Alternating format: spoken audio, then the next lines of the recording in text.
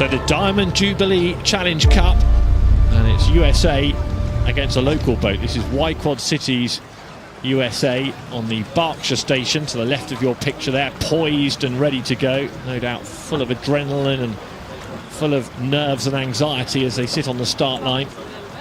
Marlow Rowing Club from just up the road on the Buck station.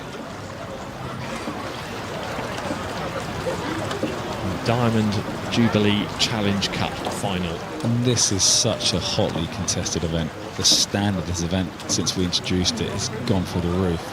And to make it to the final is such a huge accomplishment. We're serious. Right. Up till now, since Wednesday, Y-Quad Cities have sat behind at the barrier, but they then ultimately beat Latimer Upper in the semi-final. They beat Henley Rowing Club on Friday, beat Glasgow Academy in the first round, but in each of these races they were behind at the barrier, so perhaps we can expect a similar tactic against Marlow. And they set a new course record yesterday for this particular event, so you know, a lot of confidence in this boat. They're not flustered or worried about being behind. They probably grow or take confidence in that as they go down the course. But the course record is going to take some doing, isn't it? I wonder what that's taken out of them. Yeah, that is true. And how much energy have they expended by always having to come back on cruise? Yeah. So the tactics of Marlow are going to be really interesting, what they've discussed last night and what they're going to execute today for their race plan. Away they go, Marlow on the Buck station. So much on this start, you can set the pace, and Marlow just drifting out, and we can have a meeting of the two boats because drifting in Y-Quad. But there was a little incident there with the Y-Quad. One of the athletes lost a blade or caught a crab. He stopped. Just missed a beat, didn't they? And just now the umpire's getting involved because, as I say, they're drifting into mid-course, Marlow Rowing Club, and the umpire's saying get back onto the Buck station. You could see that umpire's flag on the way, couldn't you? Because that was a gradual drift out to midstream. But you're right to pick up on Y-Quad. That will have just flummoxed them for a moment. They're still in half a length down after that. Still in half a length, but they've given half a length away. That's the thing, they've just given that away. So whether they respond to that now or but they look as though they're moving well there. It might not faze them as much as otherwise it would because of that issue where they're down generally at the barrier in previous races. Let's have another look at what happened at the start there on the left-hand side boat. Just look at the left-hand side. Ooh. Yeah. It's a right blade there. Yep. Not too bad. They managed to keep going. Recovered it quickly. Stopped the boat completely. So yeah, they got away with that one. Well, we'll see if they got away with it, but I know what you mean. I remember when I did the 40 Cup back in '95, I actually fell off my seat on the start, believe it or not.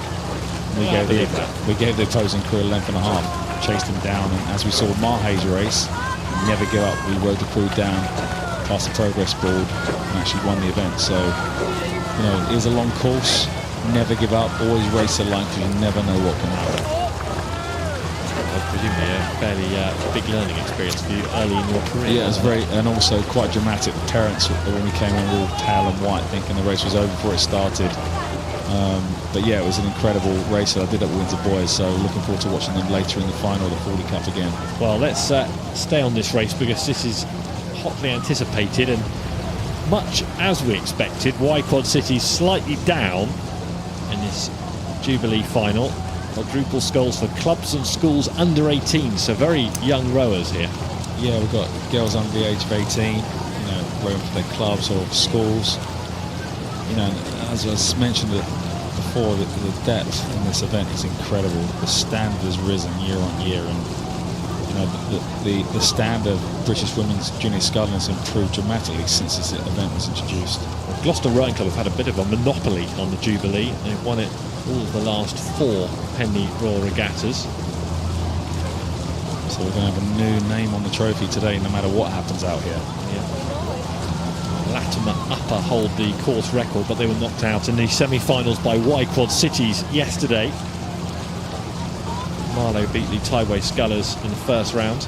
Sydney, Australia in the second. Headington yesterday in the semi-final. So it's a long old slog to get to this point, isn't it, for these boats? It's a lot of racing, you know, for the girls. They've had 3 races to get here already. You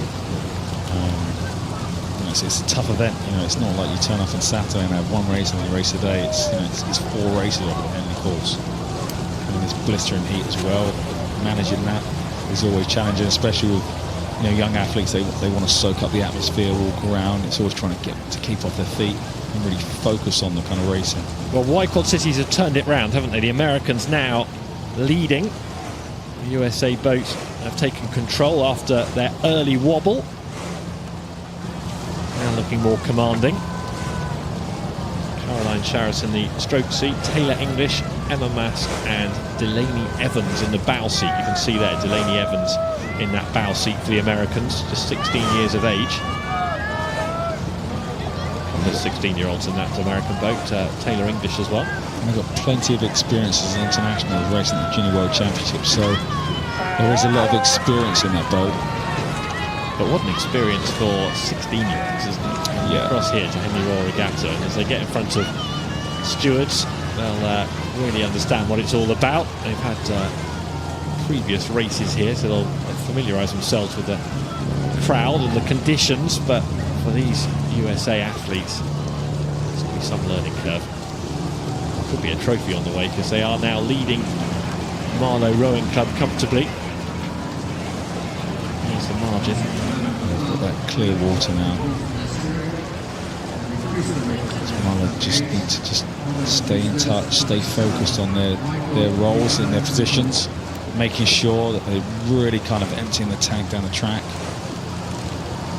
Got to dig in now. So heading. Great shot of the course as you look down the course there. Doing this since 1839, but it's never looked better than today. And now they are really turning the screw here, aren't they, the Americans? Yeah, they're really piling on there now. And you mentioned that they've been behind at every marker, where today they've led every marker, so you know, they've really gone out hard early with that little incident they had at the start. Didn't really put them off, but really trying to dictate it. Well, I'm sure they're hurting because of the physical load of racing 4 days in a row, but there is a slight breeze. It's just picked up in the last couple of minutes. It's still muggy and warm, but there is a breeze just to take the edge off it today, and they'll be enjoying the reception they're getting from the regatta enclosure and now the stewards enclosure as they move into the final couple of 100 metres of this race. Looks like it'll be an American victory against a local outfit, Marlow Rowing Club, less than 10 miles from here. And what a first experience for these girls to come over and race at Henley. They're setting new course record in semi-final, and then to come out and control the final as they have today. You know, what 4 days of racing they've had. Well, they've got better and better, haven't they? Across the week and throughout this race. And that's what you want to do when you come to these big events, is keep stepping on each round. And they've certainly done that. Caroline Sharris, you see Evans, Mask and English, with Caroline Sharris in the stroke seat. Women's quads, the Diamond Jubilee Challenge Cup. And he's heading over the big pond, the trophy this year. It's incredible the age of these girls and the speed they're going. It's really impressive. Maybe such young athletes. Yeah, with, you know, names to watch out for in the future. Definitely. Incredible. So the Diamond Jubilee Challenge Cup won by Wide Quad Cities from the USA, beating Marlow Rowing Club after an early scare at Temple Island. They calmed things down, and maturity beyond their years, that race that they produced, to stay calm under that sort of pressure. Yeah, and it's also, you know, young athletes watching this. Could this be you next year?